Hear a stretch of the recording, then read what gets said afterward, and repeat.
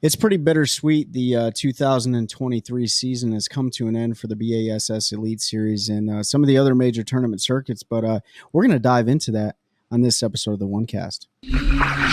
That's a good one. That's a good one. Oh, God, it's a toad, son. It's a f***ing toad, dude. Let's go. I wake up to a little bit of drool on my pillow, feel like it's going to be a bad day. Welcome back to the OneCast, folks. This is Trey here with Ben and Pete. We are sitting here on a rainy day, which makes it nice to be inside, doesn't it? Yeah. And Yeah. it's only about 75, thanks to whatever the hurricane's name is. Yeah. Idalia? Yeah. Hurricane Idalia? Hopefully everyone down in Florida is as safe as possible. Yeah. They got hit pretty hard, but just rain up here. I know, man. It's like a string of it comes in threes, right? So you had the wildfires in Maui, and we're praying for those folks out there in Maui, and then you got hurricanes getting ready to. They already hitting the mainland. I hope there's nothing else, but BASS is done for the season. So I guess that's three. But hey, check on the snagless jigs, the long neck hooks, and all the soft plastics that Ben just released. So OneCast Fishing, go over to onecastfishing.com. Use the code the OneCast. You're going to save a little change at checkout. And Pete, what you got, man? Nothing, man. Anybody that's close, if you want to come to a cool event and hang out with us, September 30th, Cash and Fishing Rods is having their kayak masterclass. So Casey Reed, Corey Dreyer, both who've been on the show, Jody Queen, who we'll have on. I just haven't been able to work the schedule out. Going to be coming down talking about kayak fishing. All those guys have won a bunch of tournaments, been doing it for a long time. As always, make sure you check out FX3 Inc., Heroes Harvest, For His Glory Outdoors, doing a lot of stuff to help those that have fought for our freedoms and are back home now. We all know the struggles involved with that for some folks. So if you can help those organizations, however you can, donate time, money, whatever it is, reach out to them and see what you can do. I think what's important, we're not sponsored or in an official partnership capacity with like FX3 and Heroes Harvest or anything like that. I'm an ambassador for Heroes Harvest. We're good friends with the owners of, or the owner of FX3. But I think the important message here is like, it's not to send money to help, but like that money, what it goes to is so many things that Veterans Assistant, or the VA, right? I can't even remember what it stands for, but VA is so spread thin with their ability to support the veteran community that your outreach, your donations, even the ability to take a phone call just helps out in any way that, the VA is just, it's missing that, man. I don't really know how to like get my words right to talk about this, but on a daily basis, everyone is struggling, a lot of veterans and outside of veterans, Mm-hmm. And so we're huge advocates in supporting those nonprofits and those people that are volunteering their time, right? And their time costs money. So if you do have the ability to throw a penny here and there towards those organizations, they're always linked in the descriptions in our podcast and stuff. So make sure you check those out. And if you have any questions, please shoot us a message because all of that money, 100% of that money goes towards the cause. And as I get closer, like I don't want to beat this horse to death, but as I get closer to transitioning from the military, and Ben already has, and Pete transitioned from first responder community, the biggest thing that you lose a lot of times is not that you're not going to get a job. You're going to get a job. You're going to find something on the outside, but it's that sense of purpose and that sense of community. And that's a big thing that's missing, right? And so we're trying to help all these organizations bring that sense of community back and give other people the ability to reach out and talk and vent and, explain what's going on. So I know I was rambling there, but I think it's really important. I'm glad that you brought it up, Pete. But yeah, man. Oh, what just happened? That was a terrible lip smack is what just happened. My bad. You might want to turn your gain down a little bit because it sounds like you have a lisp. Lisp? Do I have a lisp? Wrong one. Oh, yeah. Lisp. Yeah. Lisp now. So anyways, yeah. Anything before we jump into this bad boy from you guys? No, I don't have anything else. Okay, cool. St. Lawrence River. Smallmouth Disney World. Yeah, that's right. 4 century belts. Should have been 5. Yes. Would have for sure been 5 if Kyle Welcher would have had his boat. Yeah, this last weekend, and I'm sure most of our listeners or our watchers are they are well tuned in with the tournament series going on. But Bassmaster just finished up their last event of the year. So it determined the Angler of the Year, Rookie of the Year. It determined basically all the Angler of the Year places, which determines who goes to Bassmaster Classic, even though that's not finally set yet. But so a lot of things were determined this past weekend. It was an excellent event out there.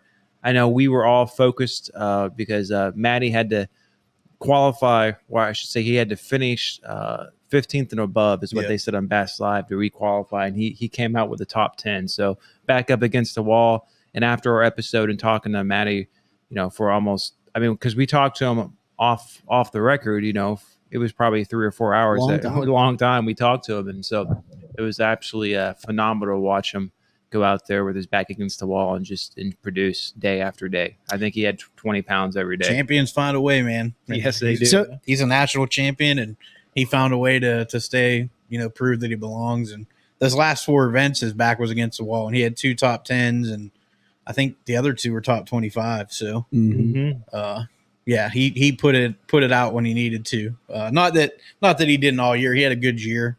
He in our episode he talked about the struggles his rookie year, but kind of settled into things this year and had a much better year.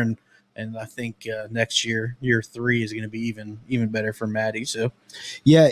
I think what's neat, and I wish that we had we may, but I wish we could get every single person to tell their story on our show. And I think that is, for me, it's what we do a little bit differently here at the OneCast, right? Like, and there's a lot of shows that do it, but I like how we dive in. I'm kind of like giving ourselves kudos here, but I like diving into the person behind the jersey or the angler behind the jersey. And like every single one of these guys and gals has like a very unique story, and they all come from different backgrounds, and every one of them is cut from a different, cloth.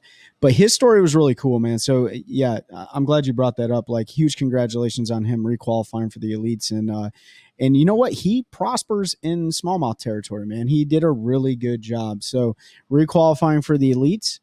And then I just feel like bass, and maybe this is just me, and I guess I don't watch bass fishing as much as I did since we started the show. I feel like the elites had a really interesting year with who won events and, how many times they won events and how they won the event.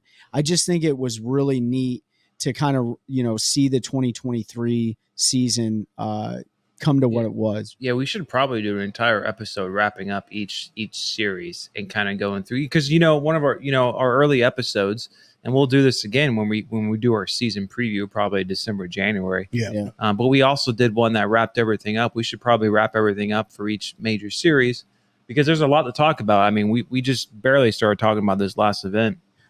We haven't mentioned who the winner was. No, we haven't. We're keeping them in suspense, though, Ben. I'll say Patrick Walters won with 105 pounds, which is the biggest 4-day total of smallmouth ever. The biggest all smallmouth century belt in bass. How much did Shakira have last year? Not 105 102. He had a little over 102 pounds. Yeah, okay. So, 2 pounds is a lot over 4 days. 105 even. Chris Johnson second with 103.12.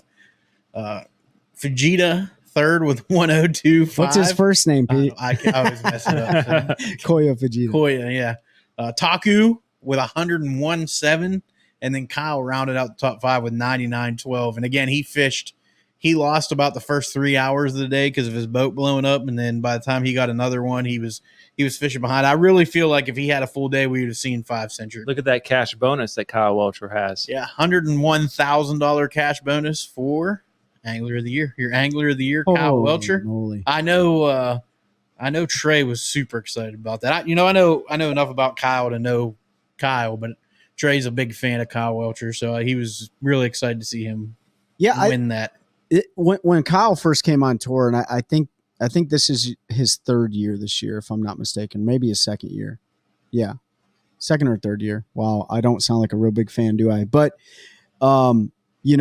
I started watching Kyle on his YouTube series and stuff when he was fishing. It's his 4th year. But anyways, watching him when he first started fishing the Elite Tour, I think I know he was a professional poker player But yeah, we just confirmed Third year on the third year on the elites. You know, he came out like blazing guns. I think his first Elite Series tournament was down the St. Johns River, and he caught a 10-pounder, over a 10-pounder, you know, flipping some lily pads and stuff like that. Finished 8th in his first Yeah. event ever. It was really cool to see. And he's one of those guys that, like, when he's like the definition of a poker face. Like, even when you get him like on camera, like, he's not very animated. He just seems like he's always in the game. And just like where he comes from, he doesn't come from a lot of money. Like, he's got a really young marriage with his wife, and just like, it's cool to see his story transpire. But he reminds me of like a younger version of Jason Christie. Like, very, like, a lot of anglers I would assume are like, man, it's Kyle's here. It's kind of like at your local lake, right? Like, dang, Mike Corbishley's at Falls Lake today. You know, he's going to take your money. But I just think it's cool. I think he fishes the way he wants to fish. He hasn't really conformed, if that means anything. And so, yeah, it was cool to see him win Angler 43 tournaments between the Opens and Elites, and he only fished the Opens one division 1 year before he made the Elites. Yeah, so 43 tournaments total and 36 times the money. That's pretty consistent. It's pretty good. That means you're above 50th, I think, as they pay down 50 or 75. I think 50. Yeah. Either way, that's pretty dang good. And it says Kyle left nursing school to support himself as a professional gambler. That's right. So the guy's done some stuff, but and he gambles when he still does gamble. It's one of those things. He's got a crazy unique story, kind of like Matty has. Yep. You know, it's interesting that it's kind of seems two different paths. You see guys who come out of the college, you know, high school, college ranks, and this is all they've done is fish. And then you see other guys who kind of maybe in their 20s, early 30s, decide, well, let's just try this thing out. And for whatever reason, they just seem to have it. Well, we heard it with Destin, you know, played baseball in college and realized after getting hurt that wasn't going to happen. So he transitioned. The Shryock brothers were professional motocross guys who transitioned. There's a lot of baseball guys actually that transitioned to fishing for some reason, maybe because they're both summer or spring sports. I don't know. It's weird because you think they would fight each other. It's the same as casting. Like, yeah, it seems like you see a lot of guys that played baseball or there's quite a few motocross, not just the Shryoks. They're just the only ones I can think of off the top of my head, but it's pretty interesting how all walks of life kind of get involved. One thing, we'll talk about Rookie of the Year too. I want to bring one other thing up, but I'll wait till we get through this because it'll probably make a bunch of conversation. Joey Cifuentes, won 2 blue trophies this year and then won a Rookie of the Year by 1 point over Vegeta. At this point, I think I can't say it right just because it makes Trey giggle. But yeah, won it by a point. So 698 to 697, Rookie of the Year. So 2 Elite Series wins and a Rookie of the Year for Joey Cifuentes. The first time it's been done, but definitely awesome. And you know what he did before, right? In college? I don't remember. He played baseball. Did he? And now I'm clicking on his name. who's his mentor? Larry Nixon. I knew right? Larry, yeah. You know, Mr. Megabucks himself, the general, Larry Nixon. He's going to have to fill out his biography. We don't have enough in there. So, yeah. We're hoping to get Joey on the show. We have a mutual connection. He's a rookie this year. Yeah. He's a year older than me. I still got a chance. Boys, I can still do it. Well, if you look at guys like, that's one thing about the elites is like, and you can go at any time. Look at like Jamie Hartman was in his 40s before he qualified. That was interesting because like Rick came out with his video about the younger guys. I think KVD was talking about it. That's where I was going. And then, were you going here? Well, we'll just go ahead and jump right in. Yeah, I mean it's a hot topic. Who else was talking about it? You had Rick, you had Matt Herron put a video out about it. Swindle talked about it. Did we say Rick? Yeah, KVD talked about it. So because I think what I was listening to today, I think it was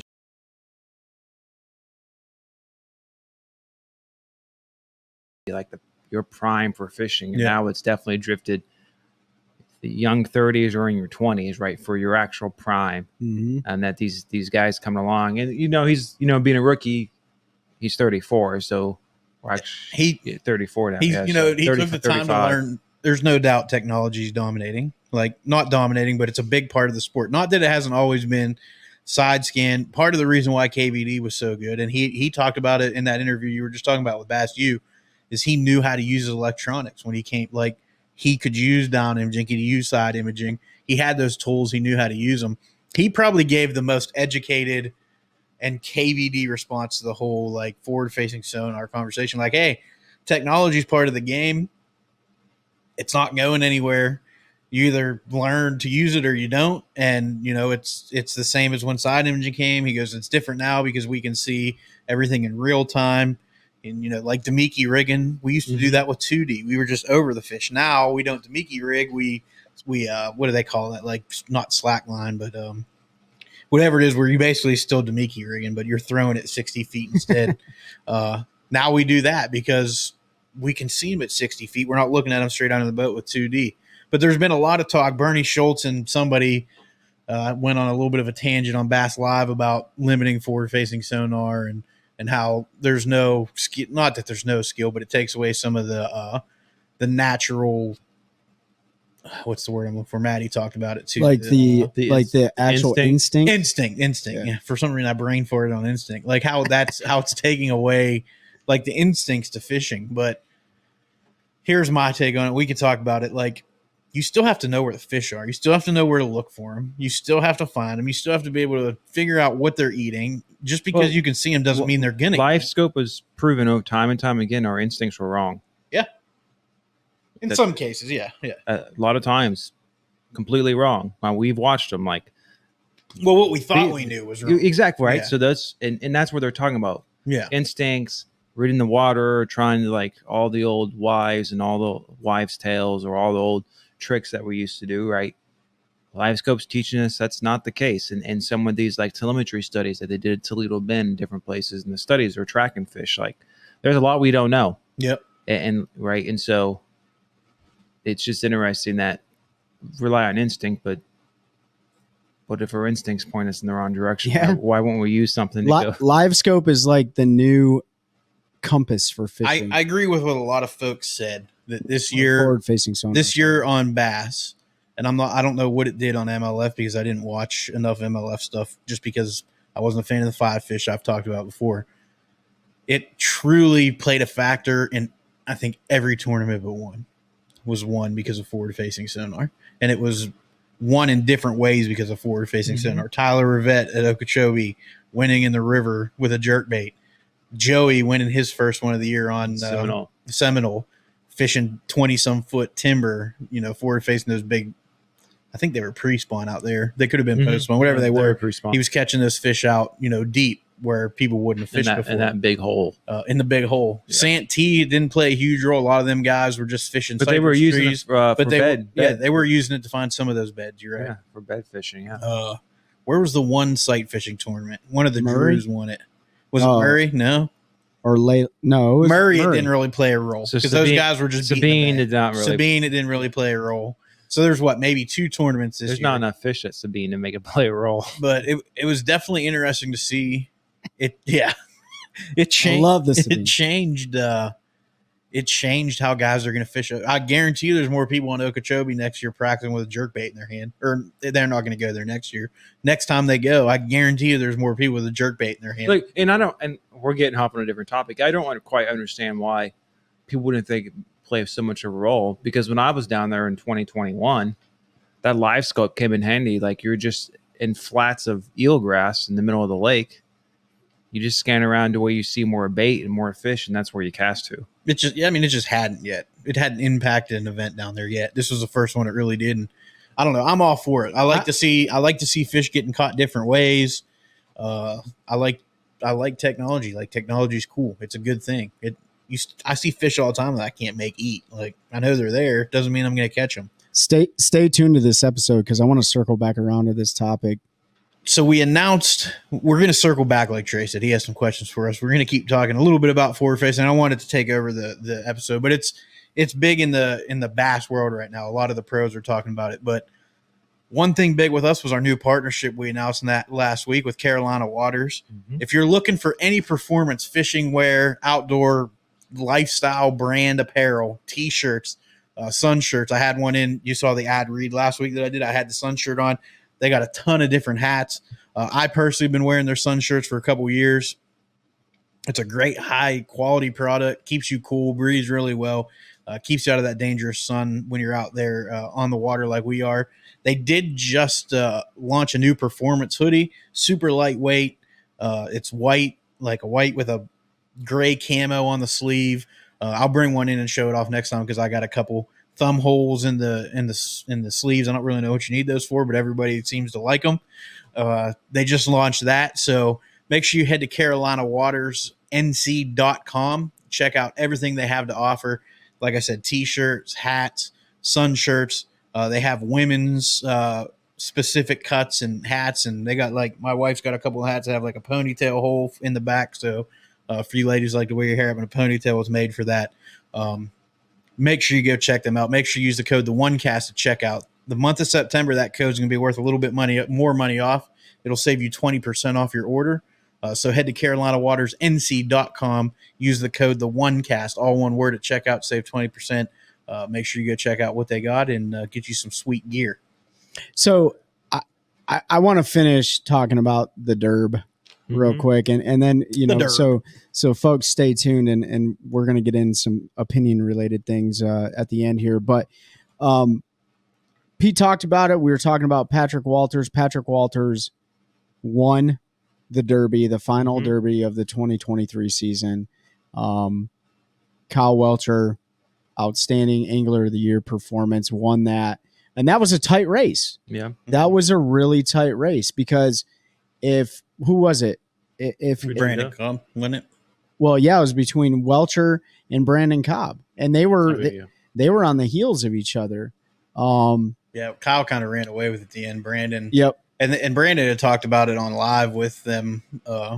He was worried about the north swing. He struggled in the north before. This isn't the first time that's happened with him. So yeah, he ended up winning by roughly 30 points. Yeah, he definitely ran away with it at the very end. And man, it was almost looking like Welcher could have pulled out the W on this one, or at least pulled out the 5th century belt, which we'd said before there was 4 of them. But it was really cool. And then something that we didn't talk about, and obviously we'll get to the tournament winner, we already said, but Brian Smith weighed in on day 1 the largest bag in BASS history. Largest all smallmouth bag. All smallmouth bag, over 29 pounds. Was it 29.5? Yeah, it was a massive. They don't have this. But there was also a 28-pound bag that day, I believe. Yeah. And there was a couple, I think, 26 and 27s throughout the tournament. Yeah. So yeah. When you look at this and minus watching live with anglers using forward-facing sonar, which we'll get to later, when you look at this tournament, it was a really cool, like, grand finale in a really cool place, catching a bunch of brown fish. Rookie of the Year who won 2 tournaments this year alone, right? What an amazing accomplishment in your rookie season. I wonder how that feels for him to be amongst what he would probably consider giants, right? Guys like Larry Nixon, Rick Clunn, Greg Hackney, Gerald Swindle, like some of the major giants of the sport. But then there's like some of the other ones that are giants of the sport too. And some of those giants of the sport have never even won a blue trophy. Swindle's never won a blue trophy. Yeah. You know what I mean? It just goes to show how difficult it is to actually come out on top.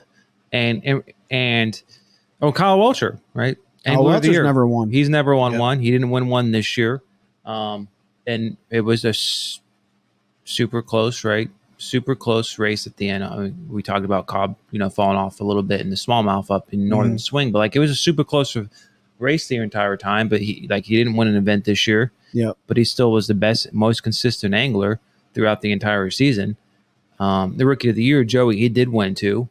But he barely won by 1 point. He ended up in the top 5 of points too overall, which is pretty impressive. It just goes to show how difficult it is to actually pull out a win on one of these tournaments. Yeah. And he could have had Joey Cifuentes stayed, I don't know, within that top 10 like the whole season. He could have won Angler of the Year too, couldn't he? Yeah, I think he had one one tournament that was really bad, Santee, Yeah. which was one they thought he was actually going to do good on. Yeah. And he's struggling on. And if it weren't for that, I mean, he's right there in Could the you conversation. imagine? Like a top 15 or top 10 there, and Joey's right there in the conversation. What's crazy to me with it though, just because in this event it was 2.5 pound difference. I mean, the payout difference between first and second is tremendous. Yeah, 100 grand right? for first. Even though the points aren't going to be, I mean, that's why you don't have to win an event, and you can. And it's actually interesting to go look. If you look over the course of like many angler of the years, if you look at their winnings for the year compared to other guys, even though they're the most consistent angler, they win less. Like dollar wise, they won less because just getting that trophy, getting that W makes a huge difference in your earnings. So it's not hard to win, but when you do, it sure is nice. Yeah. That also means you cash a check in pretty much every event if you win that AOY, which is definitely nice.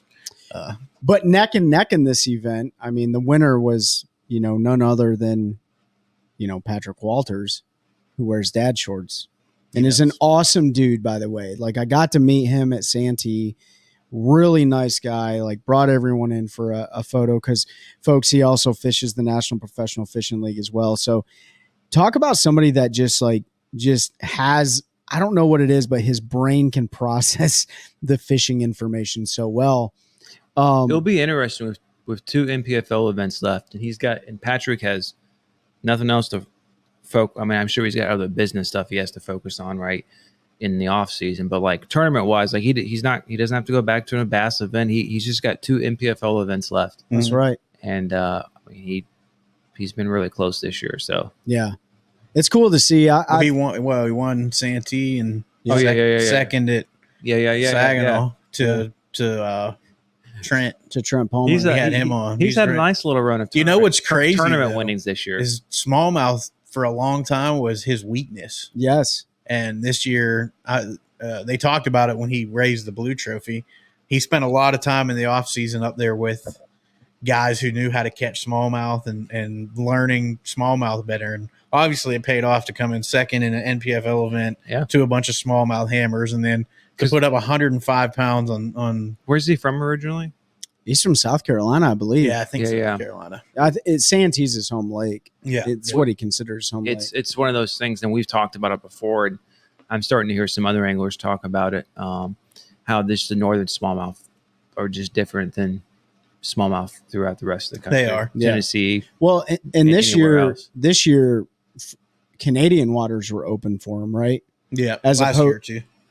Yeah. Oh, was it last year too? Yeah, it was the year. The only year it wasn't was the COVID. Okay, yeah. Sorry, COVID just takes a whole lifetime away from you. Yeah, we were talking about something off air that I thought was last year and it was 2 years ago. You lost a whole year. Oh, man. Go ahead, Ben. No, I don't want to bring that discussion up. Okay. All right. About COVID. Yeah. Well, it was something interesting. I think it's probably better for it was. So I guess what I'll say, and we don't talk about it now. Swindle was talking about how during the COVID year it really helped him out. Not Swindle, Hackney, because they were because an events got canceled. He was actually able to fish the entire division in the opens and requalify. But there's also maybe some COVID impacts business wise, right? Right. Where the Sure. organizations are, and that's why we're seeing things. So that's not really a point for today's discussion. No, it might be something when we wrap talk up. about later on down the line. Yeah. No, I get what you're saying. And man, Canada makes a big difference. Those fish are getting educated over there too. A lot of guys like to run to Canada because the fish were dumber. That's what they say. They just aren't as pressure as much as they are in the U.S. Yeah. But that's starting to change, and it's for anybody who's never fished a boundary lake and ran to Canada. Like, if you plan to go up there and do it, have your stuff in order. Like, because there's buoys out there that mark the thing, and as soon as you cross it, I promise you, the Canadians are going to check you. You're 1,000% going to get checked. And if you don't have the Canadian required safety equipment, you have to have your Canadian sportsman card, your Canadian fishing license.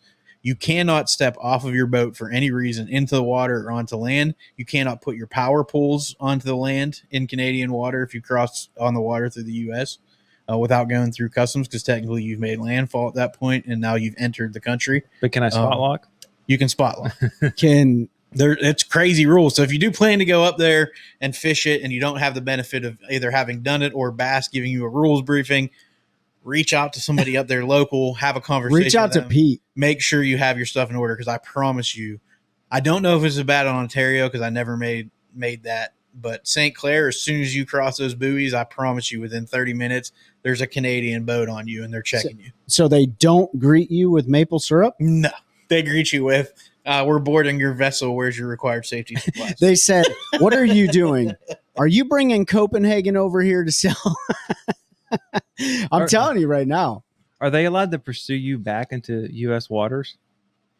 Probably not. I don't know. That'd be a question for Border Patrol or somebody in the State I mean, Department. a lot of these bass boats are running 70, 80 mile an hour. Right? You see them coming and you're not sure. Maybe just hammer down and Let's go. Send it. Send it. We're definitely not condoning. wet. no, do not run. Don't run. We don't want an international incident on the border with Canada because some bass angler just Next thing you know, Ben is persona non grata out of Canada, can never return again. PNG, that's what that means, persona non grata.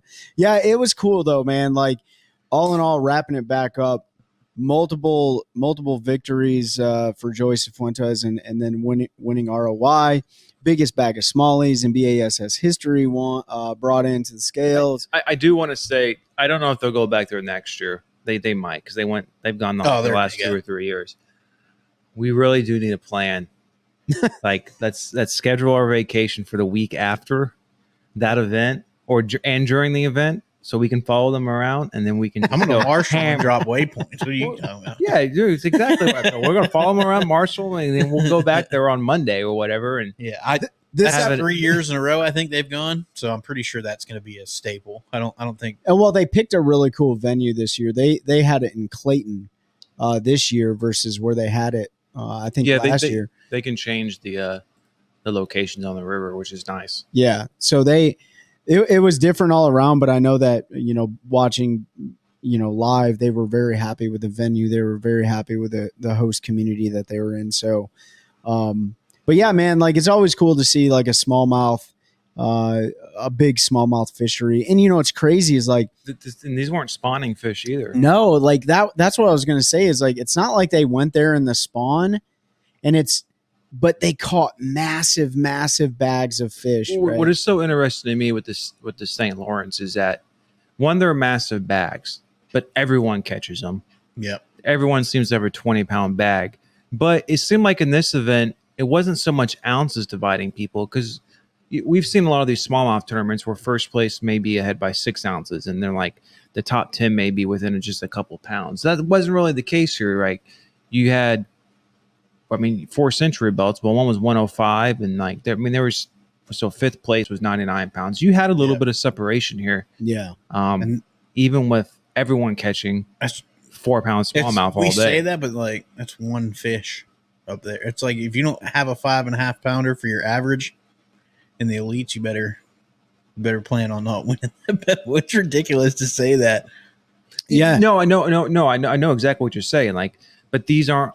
They're like, they're not like the 3-pound cookie cutters where everyone has like St. Clair. St. Clair, everyone has 17. Like, there's literally 20 people within 6 ounces of each other. It seemed like there was a little more separation. There was definitely bigger bags here. The top two were, kind of close, and then after that, it was. And the weather was not super cooperative all 4 days either. I mean, Pete, you talked to Maddie, didn't you? Yeah, Maddie said he was fishing 8-footers on the first day. I mean, he's throwing out a shotgun. He's like, hey, bro, these are 8-footers. He surfs, so I trust his 8-footers. Like, most people say 8-footers, and they're really like 3s. But, I mean, even Matt Robertson did an interview and talked, like, and you could see the fear in that dude's eyes. He's like, I've never seen waves like that in my life, ever. Yeah. And he was scared. But, that first day was and that's what cost some people. I mean, that cost some people the classic. Like, they didn't want to run that water because it probably wasn't safe. You had guys with their backs against the wall. Like Maddie he made the calculated risk. Like, he knew he needed to go out there and catch them. And if I die, I die. Yeah, like, he had to take the shot. Full send. But I think that's, you bring up a really cool point. Like, it's not just because everybody knows, like, oh yeah, they're out there looking at live or 4-fish sonar, slinging a drop shot, or slinging a swim bait, or slinging a Ned rig, right? or if you're Patrick Walters, you're like the jerk bait master. But how about all the other things that go in that are involved with that person fishing, the weather, mechanical issues. Well, Matt Robertson ran 120 miles round trip a day. Gas, He like ran having 60 some miles. gas, right? Not getting maple syruped by the Canadian border guard, That right? is that is one of the events I may not actually want to be a marshal on. if you're stuck, let's go. If you're stuck out there just sitting there all day, in those massive waves or making huge runs in that rough water, but when you're fishing, you're focused, you're concentrated, like you can kind of push that stuff out. But otherwise, you're just sitting there like twiddling your thumbs. And then good luck getting your hands on some Berkeley Max scent flatworms after this. You know what I mean? But they seem to work that shortage out. But I mean, they've gone every year since 2018. So what's that? 5 years in a row. So they're going to go again next year. I mean, they can't not with weights like that and the attention it's brought to smallmouth fishing. And I'm sure the money it's made for some of their sponsors, i.e. Berkeley and their flatworms. And I saw that Great Lakes Bait Company, I fished their stuff a long time ago, wasn't very big. They paid for an advertisement spot on Bass Live. So they've made some money off some folks doing well with their baits and talking about them. So, it's bolstering the economy for sponsors and it's just fun to watch 105 pounds of smallmouth get weighed in over 4 days, honestly. Yeah, that's the unforgotten part, I think, about where these venues go is there's so much more besides like weighing fish, with the MPFL, it's community outreach and bringing money to the economy. With BASS, I mean, they're the largest. I'd love to pull the data or find out how much money they actually help an economy. It'd be really hard to do. You wouldn't be able to like pull the actual data for it. But like, I mean, look at OHIV. I mean, there's houses and stuff around there now just because of some of the content creators going around there and setting up. Yeah, I'm sure we could. I'm sure some of the local chamber of commerce has probably published some stuff. Obviously, they push it out for the classic. Right, because there's Hartwell is always and now St. Lawrence it's a record-setting lake. It set records, 2 records. It set records the last 3 years and broke them the following year. Right, So so it's just one of those places like you need to go to the St. Lawrence. Last year is when we had the Century Bell, right? 2 Century Bells on the St. Lawrence. That was the first smallmouth ever. And last year, the weather, because I remember talking about was beautiful. Was perfect, slick, calm, perfect conditions out there. Not as good this time, but there's more Century Belts and heavier bags. Yeah, you had like the scene from The Guardian this time, and then you had Lake Placid last time, and you have 4 Century Belts versus 2, biggest Century Belt bag, big or 4-day bag, and then biggest 4.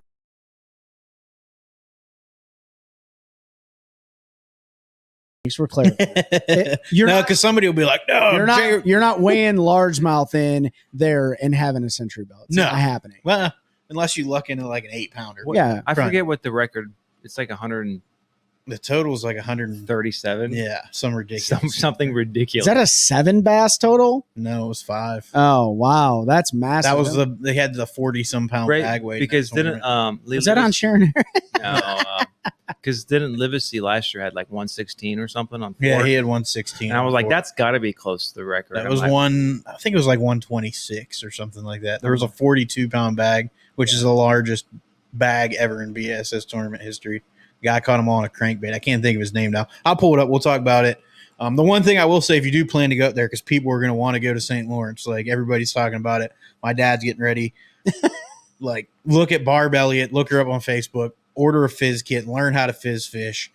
She was there all week with the elites. Lisa Talmadge called her out on stage and thanked her for helping train the anglers. Barb went as far as printing the instructions in Japanese to give to Fujita and them guys because they didn't know how to fizz fish properly. He was still doing it through the mouth. And I think Bass put the numbers out and they had a 97% release rate, which is ridiculous considering most of those fish were caught in 40+ foot of water. So I learned a little bit. I mean, they even pumped out a video Did you just say that? Did I just like No, go ahead. They pumped out a video on how to fizz bass. Like, like you have to do that, man. Like, even though the bass are released, like there's nothing saying that a lot of those don't like keel up and die. They have far better chances of surviving. And like 6 pound smallmouth are like what, like 30-year-old fish or something, even in the Great older? Lakes. In the Great Lakes, 20 plus years old. So like, Takes them a long time to get that big. and these guys, and bringing up that, I don't know if you guys saw, and I think it was from the St. Lawrence, or maybe it was from Champlain, but I need to bring this up. Did you guys see Bradley Hallman make his post where his filtration system was clogged from pool noodles and he had a 5 dead fish limit? I want to say it was on Champlain. No, I missed that. So that's something to think about, right? So like, not only are you trying to fizz these fish, but like do a good like maintenance check of your equipment. Like look at that filter that's right there in the bottom of that screen, because he put it on social media. He's like, I'll never use pool noodles again because the dandruff from the pool noodles went down to include whatever G juice or rejuvenate he was using, and literally clogged it up, and it wasn't able to recirculate water and pump out, and they all died. Right? Can you imagine that? Right? So just something to think about. Some of that's on Bradley Hallman, because I don't fish anything that serious, and I descale after every other tournament.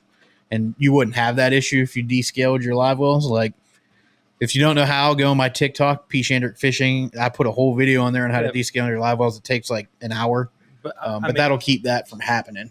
I mean, yeah, maybe there's something he should have checked more, but at the same time, yeah, it's just something to think about. Like, he's probably fishing, and that was at.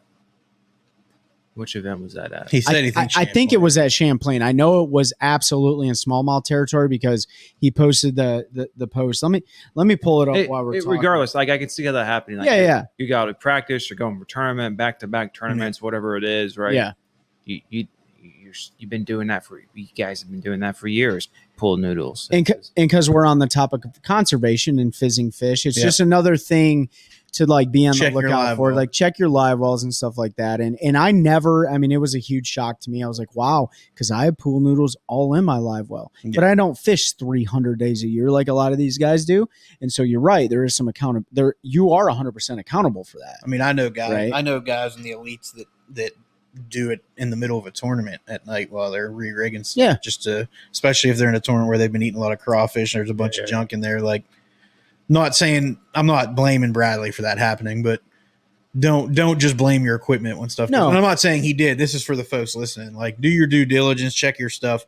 Don't be afraid to use pool noodles. I've been using them forever, including fishing up north. And I can promise you, when I lived in Pennsylvania, I did not ever descale my live wells. And it's one of those things with Bradley. Maybe something else happened, right? That caused that. It's a good learning deal. Yeah. But it's one of those things, like, because we've all been there.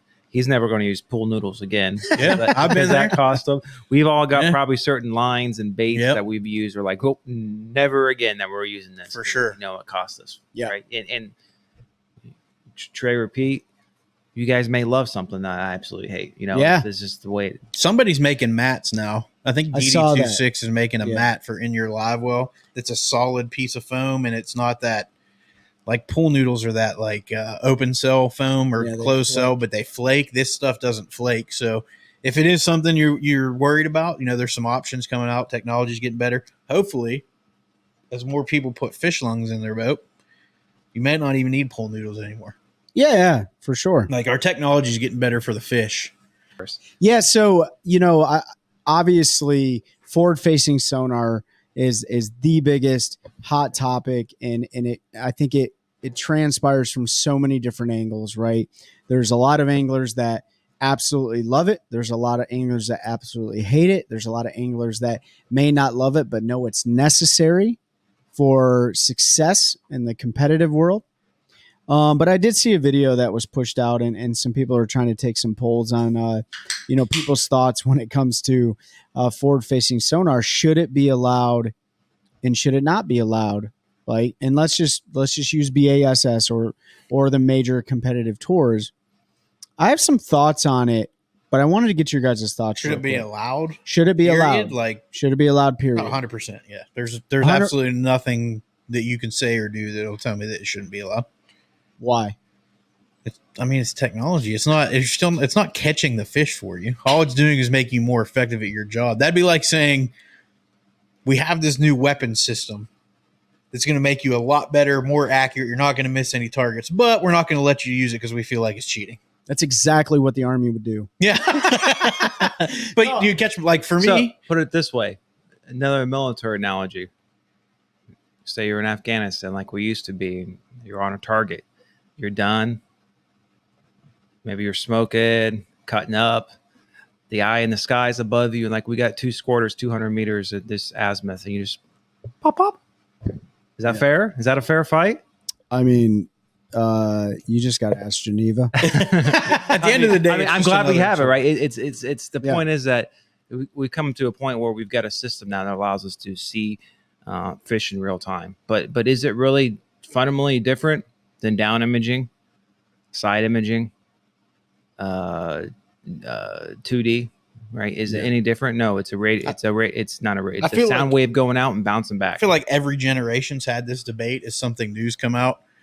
Here's what I'll say. When the Alabama rig came out, it absolutely made a difference. And Bass was super fast to react and say, we're not going to allow this in tournaments because it's just not fair to the fish. They haven't done it to forward face. Who came out with the first Alabama rig? I can't remember the name of the company that came out with the first one. Small company, right? It was a small company. Probably somebody in Texas. I don't want to allude anything here, but I don't think it would have mattered. The money behind. There was a lot of optics with that too, because if you fish much with an A rig, like, when one smacks it, he ends up with 9 hooks in them, and it can turn into a mess pretty quick. Yeah, I understand that. So it was an optics thing, like. But I'm just using an example. Like, that was a piece of technology. It came the first year, a bunch of dudes won using it, and they were like, nope, this isn't fair. We're not going to allow it on tour. Okay, cool. With forward face, we heard how when side imaging came out, people were losing their mind. Like, the fish aren't going to have anywhere to hide now. They used to be able to go offshore, and nobody knew they were there, and so they had a place for conservation.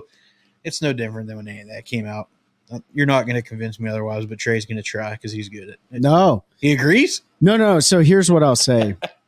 Forward-facing sonar should not be allowed at the competitive level of bass fishing if they get paid to fish. What I mean by that? Here's what I mean. Oh, if it's a salary? If you own a team, right? If you own a NASCAR, if you own whatever. So that new league coming out, you're saying should ban it? Well, here's what I'm saying. Until anglers are getting paid. Until they're employees. Versus being independent right? contractor. And you want to make the argument that, like, it's going to set the stage. It's going to be it's going to be a fair playing field. It's going to do well. But I want to limit all these things, but you're still going to spend all your money. Then to me, I'm like, well, that doesn't even make any sense. However, if somebody's paying me, me and Peter on a team, we're limited to 16 rods per boat, 2 graphs per boat, Mercury or whatever brand, 250 on the boat, whatever brand of shallow water. You know what I'm saying? Like, kind of like how the MLF ran the cup events. But the argument to me doesn't make sense, right? Like, NFL teams have a standard set of pads, standard set of cleats. Even that argument doesn't make sense, though, because if everybody has it, then you're not giving anybody an unfair advantage. So if I give everybody forward-facing sonar, right, then. But what I'm saying is like, even if everybody does have it, but they're like, no, take it away because my skills aren't as good as their skills. Right. That's what I think a lot of it's boiling down to. Oh, there's 2 things I think it's boiling down to. One, people are like, it sucks to watch on TV. Well, you know what? Don't watch TV. Go outside. Or touch grass. Go fish. Or go fish. Right. Or 2, or the other thing I think is I believe that maybe some anglers, I don't know who, but I would assess that some anglers are a little upset that they're not good as the other anglers on it, so they may make the argument. I'm not saying that's the case. Randy Block. The only two things that I could really see. Yeah, I get what you're saying. I don't understand how people can get, because Your first point makes sense, but the second one, like everyone on the Elite Series, BPT, they've got it, right? And MPFL, everybody has it. Unless they choose not to for a particular reason, Right, like John Cox. they've all got it. He's got it too. Just I think he does it. Yeah, he does. Right, they've all got it. So it's not like it's not a level playing field. They all have it. So is it really stemming from the fans? I think a lot of it's 100% from the fans, and it's all. But there are anglers, to Trey's point, that look at what Bernie and them said on live, like they were upset about how it played a role. You have some other guys, Rick Clun, again, consummate professional, was like, hey, it's just the times changing. You either get on the bus or you get off. And KVD said the same thing. But then there's other guys. Randy Blockett's well outspoken about it. He's a guy that just he doesn't agree with it, so he doesn't use it, putting himself at a disadvantage. You have other guys who aren't as good with it. Bernie Schultz is a guy that's not great. He's a great sight fisherman. Been on the Elites a long time. And don't complain about live scope if you're a sight fisherman too. Take away the polarized sunglasses, like that gives you an unfair advantage, right? Yeah, because it cuts down the glare on the water. Now I can see. So there's so many arguments to and from. The big argument I see is that it's mostly coming from fans because most competitors have accepted it, that you have to do it. Even like Maddie, I don't know if this made the episode, but we were talking to him, but like he's like, it's not my favorite way to fish. I don't enjoy doing it that way, but it's what you have to do to go catch the bigger fish on some of these bodies. He even said it on the stage this week, weighing in 95 pounds. To be competitive. I went out and caught him, not the way I want to, but I did what I had to do. And so the comments I see are like, they need to take away. Yeah, looking down at the screen, and they think it's an unfair advantage and it's cheating in some way, but everyone's got it. So like that's a level playing field. The one thing about most of the folks that are saying how it's cheating are people that have never spent 1 minute using forward-facing sonar, because I didn't know. I thought it was going to make fishing easier before I had it. Absolutely 100% not. Like, you can see fish all day, doesn't mean you're going to make them bite. And it's the same. It's just a whole different style. And I think Rick called it that. Like, Rick is like, it's a new technique. It's a technique. So, yeah, I mean, think about it, right? It's a technique, and it's obvious. A lot of times it's finesse driven. But we have gone through different ages in this sport where different techniques have really taken hold. I mean, when the chatterbait first came out, I mean, that was almost as bad as the Alabama rig. Yeah, I'm surprised Bass didn't ban it. I bet they talked about it. And it's when side imaging first came out. I mean, we had original flashers and 2D, and then people were doing the whole live scope thing, the OG way on 2D. We talked about before, guys would turn their 2D. Yeah, I knew guys that turned their horizontally 2D so they could look under docks. Yeah, like where so I just don't understand where it's technology. It allows us to find fish that we haven't found before. It makes the events more exciting. I think we can all agree people don't like change, and this is change. Like, I think it's changing the landscape of how these guys are going. It's been 7 years, 8 years. And I get, like the first Garmin came out, I think almost 10 years ago. It wasn't great, but they still had it. I got Live Scope in 2019. They had that old PVS 22 before that. Yeah, the Panoptics one. But I got Live Scope in 2019. I think I was about a year late because I was during deployment. So 2018 is when it came out. So it's been 5 years with the Live Scope. But the Panoptics was 2 or 3 years before that. So yeah, I mean, we've had live sonar for 7-8 years. And when 2D got really good, you could crank that up and you could see your jig and stuff fall. So guys have been using 2D like that for 20 years. I think people are getting extremely hung up on watching the content. They're really getting hung up on that. And listen, like, these organizations are a business, right? Like, if they want you to watch them, but at the same time, they're also marketing product and selling product, right? But there's some guys out there that are running like transducers on the back of each power pole and in different places on their boat. But you know what? Their sponsors are also paying for them to play this game. I do believe that if we see any type of regulation around forward facing sonar, it'll be a limit, like one per boat, right? Instead of having 5 or 6 transducers. That's the only thing I could potentially see, but it's not going anywhere. If someone wants to run it, because you run the risk of information paralysis. Yeah, absolutely. Right. You can only really donate most of your attention on one at a time. Yep. So it's not going to be that much of an advantage to run multiple. It's interesting where we're at. And if anybody's been fishing long enough, I am just old enough to remember when side imaging first came around and the debate. I remember when crossbows first came out. I've always been big into archery, and everybody hated crossbows. My dad talks about there's still when my dad talked about when the first compound bows came out, and all the guys were shooting recurves, and they talked about how the compound bow was ruining archery hunting. It's going to ruin the sport. They're going to kill all the deer. They're going to be shooting at 300 yards. People just don't like change, man. And it's change. It really and truly is change. They probably said the same thing. But here's the thing. From muskets to bolt action. Let's say I'm really good with forward-facing sonar, and you put me and Bernie Schultz on Santee when fish are on the bed. Bernie's probably going to whoop me to death sight fishing, right? And I do want to bring up one other thing with that. Yeah, go ahead. Because you talk about people say it's boring because they're looking down at that screen.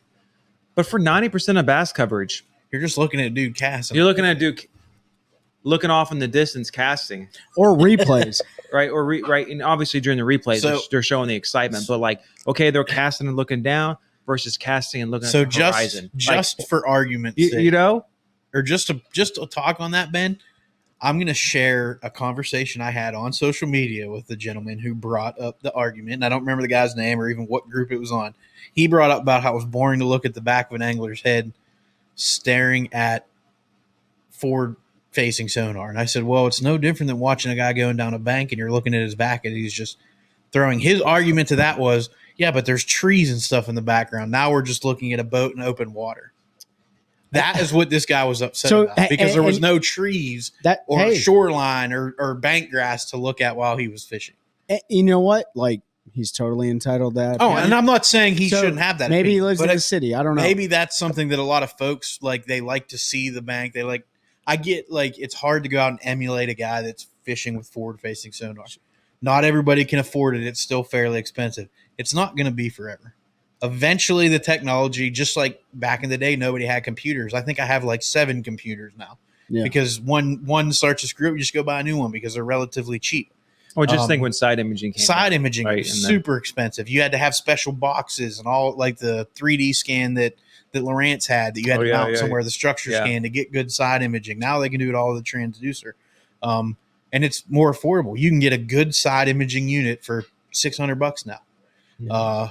Before, when it first came out, it was $1,000, which in today's terms would be $3,000, which is what you're looking at. Like for that price, like you can get. What's the new forward facing? I think the new Active Target 2 is like $15.99. So it's already come down because when LiveScope first came out, when you got it, it was like $18.99 or something. It was $14.99 plus. Which 5 years ago, with inflation that we're at now, that would have been close to $2,000 probably, right? Like it's all relative to the time. The last thing I want to say on the topic, and we definitely want to know like your thoughts on this. Like, please comment. If you don't like it, then you don't like it. It's like I drive Ford. I don't drive Chevy. Like I just do, right? It's not a big deal. I don't hate Chevy for developing Chevy. But I will say this, and maybe there's some goodness to all this technology. There's a generation of angler that's fishing right now, not Rick Clun's generation, but like maybe in that mid 30s to 40s, that KVD's generation. I'd say even a little younger than that. There are a lot of anglers, and I have witnessed this. There's a lot of young anglers coming up, and really the only thing they do know is forward-facing sonar and 360 and stuff like that. So if I'm a competitor and I know that I grew up with instincts and intuition and I get to read my environment and understand and have situational awareness, but now I'm really good at forward-facing sonar, you may be faced with a bunch of new anglers coming into the mix that aren't as good at all those other things, and you might still be able to put a butt whooping on them, right? It's interesting because, they've said the same thing about offshore fishing the last, let's say, 10 to 15 years, ever since side imaging came out. There's obviously a lot more pressure offshore than there used to be. That was even before, forward-facing sonar came about. It's obviously probably exponentially increased because of that now. But because there's less pressure on the bank, there's always resident fish on the bank. Like you can still, there's still guys that pretty much make a living on the bank. Yeah. John Cox. And it's what's interesting. It would be very interesting with, especially like the young people. So the high schoolers and college age now who all they've ever known is forward-facing sonar, compared to the guys maybe in their late 20s, 30s, 40s who they've kind of got a mixture of both. Yes. Right. Obviously, we're seeing that the older guys are not able to compete as well using the new technology. That's a function. That's a function of probably stamina too, and age getting up there. But it'll be very interesting, when we see the youngest guys come up and because we're going to see it this year with guys that are coming up out of the EQs. I think so. You got the Trey think you will. McKinney and them that have come up with that stuff, fishing high school and college, and but like some of your college anglers now could potentially have fished 4 years at a high level with forward-facing sonar. And so, like I said, 2019 is when I got mine, so that's been 4 years, right? Some people may have had it 5 or 6, but really, it didn't become super popular until around COVID, right? More people were able to finally get it, save up money, and then the other companies came out with theirs.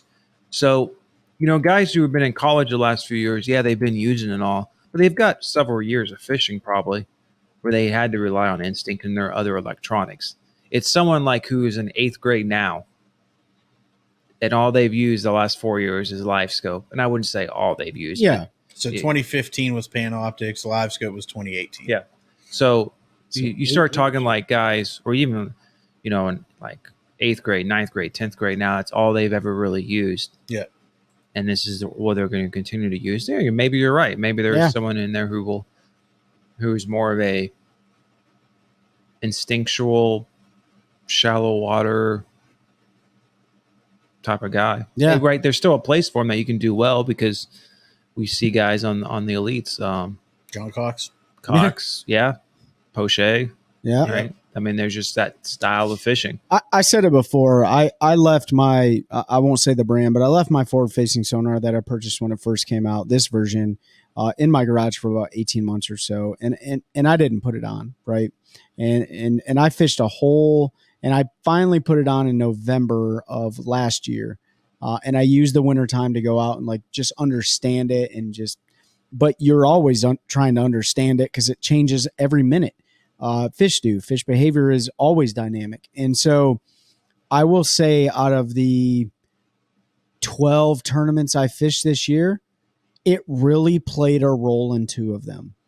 I didn't win a single tournament this year. Highest place I had was a 6th place finish, right?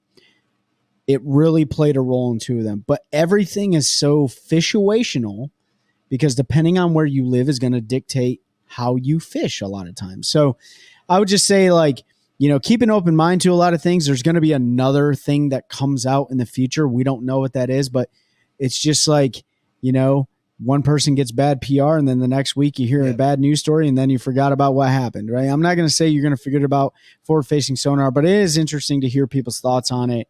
And I'm not big on like encroaching on limiting capabilities in a sport where people pay to play it.